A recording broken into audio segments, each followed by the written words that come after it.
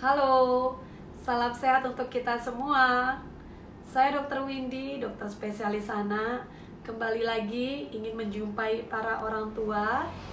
Mudah-mudahan masih bersemangat untuk mencari tahu hal-hal yang memang dibutuhkan yang terbaik untuk putra-putrinya. Kali ini sehubungan dengan begitu banyaknya iklan-iklan, kemudian suplemen yang menawarkan hal-hal yang mampu mencerdaskan anak-anak. Saya tahu bahwa kecerdasan merupakan suatu hal yang selalu diinginkan orang tua selain anak sehat. Nah, untuk orang tua yang menginginkan hal tersebut tentunya ingin mendukung tumbuh kembang ataupun apa sih yang bisa diberikan agar putra-putrinya menjadi cerdas. Di sini salah satunya yang sedang banyak dibicarakan adalah zat besi. Saya akan berikan satu persatu zat besi seperti apa, lalu apa hubungannya dengan kecerdasan. Semoga bisa membantu. Pada konten-konten edukasi saya yang sebelumnya, saya pernah menyampaikan tentang kebutuhan vitamin dan mineral pada anak. Salah satunya di sana adalah zat besi. Nah, zat besi inilah yang memang bermanfaat untuk mempengaruhi kecerdasan otak atau fungsi kognitif dan juga mempengaruhi perilaku pada anak, juga kemampuan motorik anak. Anak-anak yang di awal kehidupannya, yaitu sampai dengan 2 tahun pertama atau 1000 hari kehidupannya, apabila mengalami kekurangan zat besi, maka anak tersebut akan mengalami anemia defisiensi besi atau anemia akibat kekurangan zat besi. Kekurangan zat besi ini akan mengakibatkan anak-anak rewel, sering sekali iritabilitas atau sering sekali tersinggung, sulit dikendalikan, dan juga anak tersebut menjadi telat dalam berpikir. Jadi teman-temannya lebih cekatan menjawab, dia tidak bisa dan kadang sulit sekali untuk berespon. Tugas orang tua adalah mengetahui apakah anaknya berisiko untuk mengalami kekurangan zat besi atau tidak.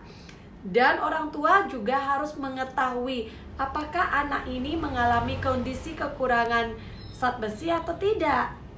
Biasanya pemeriksaan terhadap anak untuk memastikan dia mengalami kekurangan zat besi adalah dengan memeriksakan darahnya. Sayangnya beberapa orang tua pasti tidak tega. Hal lain adalah tidak semua tempat atau tidak di semua daerah mampu melakukan pemeriksaan darah tersebut. Oleh karena itu, akan saya sampaikan hal-hal yang bisa mempermudah. Kita harus memahami bahwa air susu ibu tidak banyak mengandung zat besi. Zat besi yang dikandung oleh air susu ibu bagusnya mudah dicerna oleh bayi. Hanya saat usia 4 sampai dengan 6 bulan, zat besi di dalam air susu ibu sudah sangat-sangat berkurang. Kondisi ini terlebih lagi pada ibu yang memiliki bayi prematur, kemudian kembar, maka kadar zat besinya memang jauh lebih kecil. Menjelang usia 6 sampai dengan 12 bulan, pertumbuhan bayi sangat pesat, sehingga kebutuhan zat besi wajar akan menjadi meningkat. Pada anak-anak yang dimana ASI-nya lebih dominan, kemudian MPASI-nya kurang mendapatkan bubur susu ataupun bubur yang difortifikasi, ataukah bayi-bayi yang memang tidak banyak mengkonsumsi daging merah ataukah hati, juga sangat berisiko mengalami defisiensi atau kekurangan zat besi ini. Demikian pula pada anak-anak yang hanya mengandalkan minum susu segar atau susu sapi segar. Karena pertumbuhan anak usia 6 bulan sampai dengan 12 bulan begitu pesatnya, maka kebutuhan zat besi lebih tinggi, yaitu 11 mg per hari bila dibandingkan dengan kebutuhan zat besi anak usia di atasnya, yaitu usia 1 sampai dengan 3 tahun yang hanya membutuhkan zat besi 7 mg per hari. Saya yakin tidak ada orang tua yang tidak ingin anaknya cerdas. Jadi, apabila orang tua ingin anaknya sehat, cerdas, maka orang tua harus mampu menjamin kebutuhan zat besi pada anaknya. Nah, hal yang harus dilakukan adalah: pertama, pastikan asupan nutrisi memenuhi kebutuhan zat besinya. Zat besi itu banyak dikandung di dalam daging yang warnanya merah, daging sapi, daging kambing, hati ayam. Untuk sayur-sayuran memang ada seperti bayam, brokoli, banyak mengandung zat besi. Hanya saja sayangnya tidak banyak diserap. Kalau tidak salah hanya 3%-nya. Jadi kalau mau memenuhi kebutuhan zat besinya harus makan banyak sayur bayam baru bisa memenuhi kebutuhan zat besi yang setara dengan yang diharapkan. Kedua, makanan anak harus mengandung vitamin C.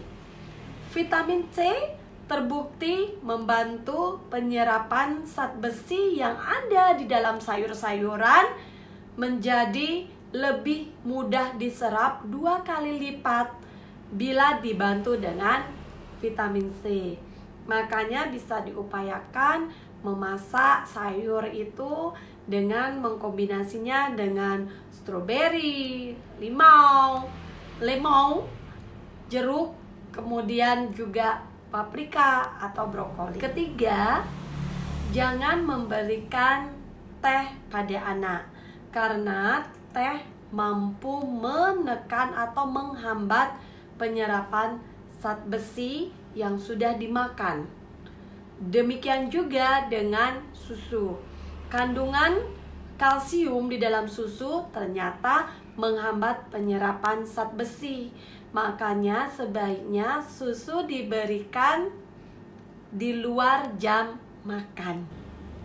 Keempat, pada kasus di mana sangat tidak mungkin memberikan MPASI dalam jumlah yang besar, maka MPASI yang sudah terfortifikasi, artinya makanan yang sudah dimasukkan zat besi di dalamnya, boleh diberikan karena kebutuhannya memang sangat besar saat usia 6 sampai dengan 12 bulan tersebut terhadap zat besi. Sehingga MPASI yang sudah difortifikasi sangat direkomendasikan untuk diberikan apabila kita mencurigai anak tersebut mengalami kekurangan zat besi. Hal kelima, ketika zat besi sangat dicurigai mengalami kekurangan, maka suplementasi zat besi boleh diberikan. Tentunya memang direkomendasikan oleh dokter anak, karena di situ akan dihitung berapa dosisnya, kasusnya seperti apa, apakah dia hanya untuk pencegahan ataukah dia untuk pengobatan, kemudian berapa lama diberikan. Hanya dokter anak yang akan menghitung nantinya. Jadi tidak bisa jika hanya beli-beli sendiri lalu berapa lama dipakai, apakah terus-terusan, itu memang harus menemui dokter anak. Telah saya uraikan hubungan antara pemenuhan kebutuhan zat besi dengan kecerdasan. Apakah zat besi saja yang membuat anak menjadi cerdas? Tentunya tidak. Tetapi Ini untuk menyampaikan bahwa zat besi itu memang mempengaruhi 5 sampai dengan 15 poin IQ ketika dia dipenuhi dengan baik. Apabila mengalami kekurangan zat besi, maka IQ anak akan 5 sampai dengan 15 lebih rendah daripada seharusnya. Kecerdasan sendiri sangat banyak pengaruhnya. Apa saja? Nanti akan saya sampaikan pada konten-konten berikutnya.